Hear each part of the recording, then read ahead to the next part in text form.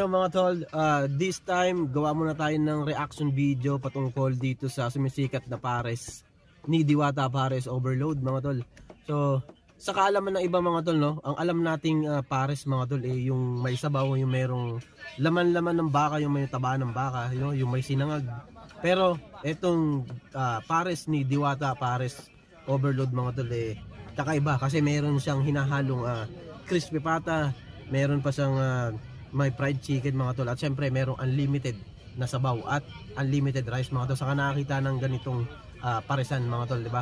Dito lang kay Diwata Pares Overload. Saka talagang napakasarap mga tol kasi kung nakikita nyo talagang dinudumog ng tao itong tindahan ni Diwata Pares Overload mga tol. Talagang nakakatakam, kitang-kita nyo naman yung grabe yung malutong na taba ng baboy, yung crispy pata, at syempre meron pa siyang hinalong chicharong bulaklak, di ba? Di pa